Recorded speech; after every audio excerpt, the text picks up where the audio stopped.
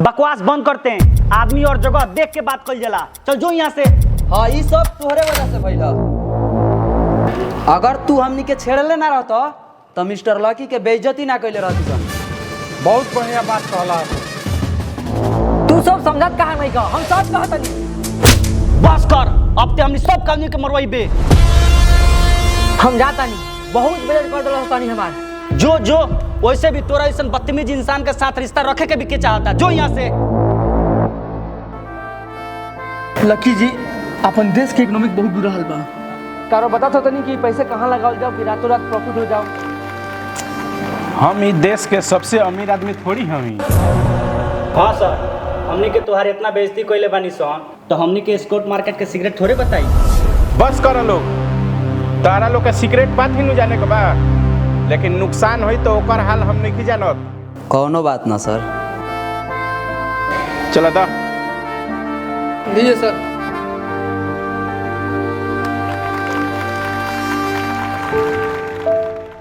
पांचवा नंबर पर शेयर कर दलो। हेलो, अपना अकाउंट में जितना पैसा बा सब लगा दे। लकी, तू सबसे घटिया और बेकार शेयर के बारे में बता देला। ई का कइलो?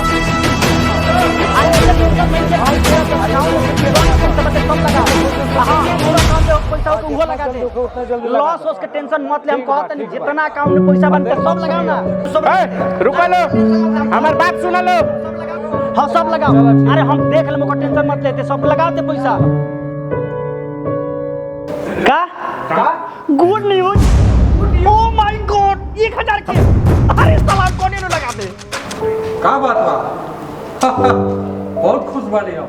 वाह सर, मान गई नहीं। स्टॉक मार्केट के जानकारी तला जवाब बाटे। सर तो से ये उम्मीद रहा। Thank you sir, thank you. मान गनी सर, कमाल के बनी। वाह, करोड़ों का प्रॉफिट। प्लीज रौरा लोग रुकी, हमारा स्टॉक मार्केट के कोनो जानकारी नहीं के। उ तो नंबर आइला ही थी, हम बता दनी है। जौना शहर के 1 रुपया के प्रॉफिट ना भइल, आज अचानक 3 गुना प्रॉफिट दे देलस। लकी सर, इतर और ब्रोकन बा कि रउआ अपना स्मार्ट माइंड के क्रेडिट लेवे के नहीं चाह। हम कहता नहीं, रउआ कोनो साधारण इंसान नहीं थी। ये लड़का में जरूर कोनो बात बा। इतना पैसा भइला के बाद भी अपना गरीब बतावत है, जरूर कोनो बात बाटे। ये लड़का तो बहुत बेहतर के बा, बहुत अच्छा लड़का बा।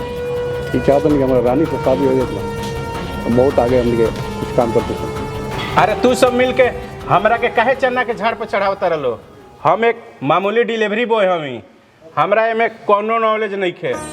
लकी सर, अगर कोनो एतराज नहीं खे तो वो प्रॉपर्टी के अनाउंसमेंट कर दी। अरे अरे अरे भाई साहब, तू का करता रह? का जरूरी बा सब केहू के सामने हमरा प्रॉपर्टी के ऐलान कइला के? प्लीज लकी सर, वो एक बार बोली ना, हम ऐलान कर देता है। तनिक जौन बुझाए तौन करो सन।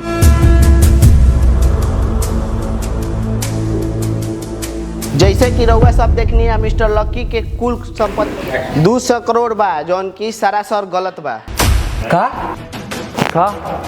हम लकी के पूरा बैकग्राउंड चेक कर लेले बानी। इनकर पूरा संपत्ति 200 करोड़ ना 200 अरब बा। का? ई का मतलब 200 अरब? ओह माय गॉड, ये कैसे? लकी,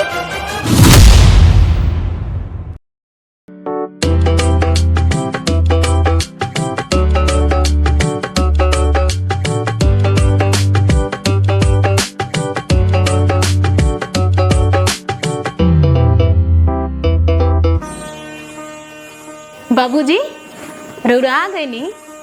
अब किरोबार के देश के सबसे अमीर आदमी रउरे चुनल गइल बानी नु।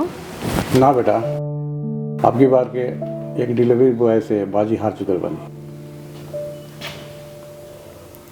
ये कैसे हो सकता? हाँ बेटा, यही सच बा। का कहत बानी? Delivery boy?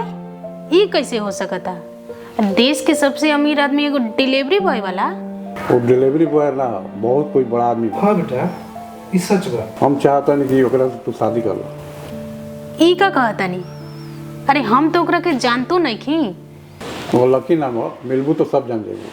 अगर ऐसन बात बा तो हम ओकरा के राउर दामाद जरूर बनाए। आखिर हमू तो देखी ओकरा में का खास बात बा।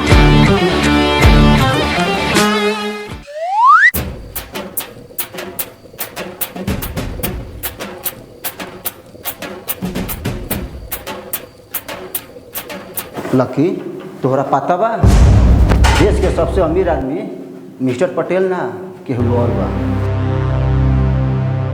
बाकी लेकर बारे में भी कुछ पता नहीं है, लागत कुछ न कुछ छुपा होता। करे काम तो सर का फालतू मीटिंग होता। गुड मॉर्निंग सर हमरा छुट्टी चाहिए। ते कहीं के लाट साहब होइस जब चाहे जब तो छुट्टी मिल जाई। चाहिए तब मैंने मांगा नहीं। तो जबान लड़ा होता है समय से।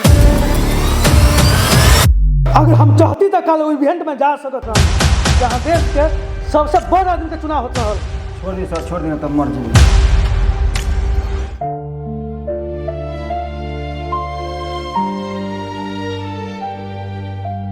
अरे मालिक रोगरेज से कोनो कम बनी का? वो दिन दूर नहीं खे जहिया रह देश के सबसे अमीर आदमी बना। एमे खुश होखला के कौन बात बाबे? काल वो इवेंट में हमू रहूमी। ला और 2 कौड़ी का कीड़ा मकोड़ा भी अपने आप के राजा समझता। तब बताओ अब की बात के सबसे अमीर आदमी के बा? हम। अरे भाई लाज जूता से ज्यादा तोरा औकाते नहीं। आखिर डिलीवरी न करी लागत है फिर सुबह सुबह पी के आ गई बा।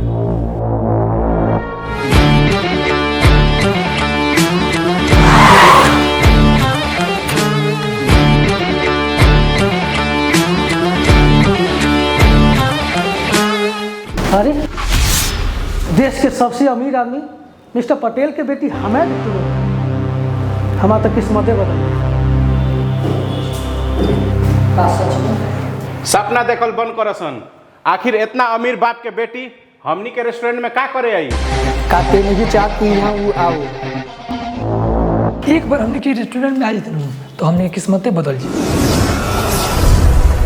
देख ले हमारे साथ तो छुट्टी चाहिए ना?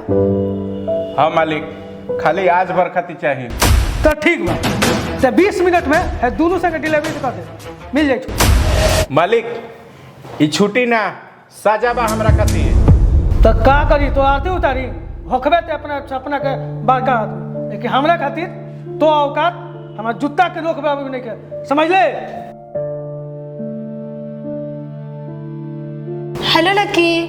हेलो मैम, मैनेजर हम ना हो दे बड़े। हम उनकरा से ना हम तोहरा से मिले आइल बानी। का मजाक करते रू? हम एक मामूली डिलीवरी बॉय हमी, हमरा से तेरा का काम पड़ जाई? जा तनी लेट होता। रुक,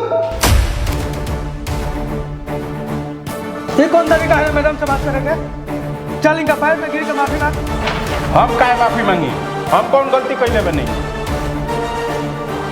अरे कमीना ते हम माफी तो तुम्हारे बापों को मांगे।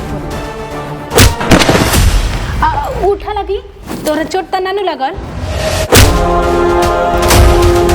तू का निकलबा नौकरी से? हम खुदे तारा नौकरी के लात मार देनी। रुका लगी का तू हमरे से शादी करबा? ही का कहते मैडम, एक औकात तो घर में झाड़ू लगावे लायक नहीं है। तोरो औकात तो हमरा से जवान लड़ावे खातिर नहीं खे। लकी तू हमारी बात मान लो और हमरा से शादी कर ला। मैडम हम तो तारा के ढंग से जानतो नहीं की, कैसे हाँ कर दी? किशन का दा खुद अपना किशोर पलाक मारता। एकरा में आखिर का बा जो हमने में नहीं खे? लकी तोहरा जैसा इंसान तो हमरा जिंदगी में पहला बार मिलल बा जौना के अमीर होके के घमंड नहीं खे। देखा तू हमरा साथे घरे चला, बाबूजी तोहरा से मिलल चाहता रे।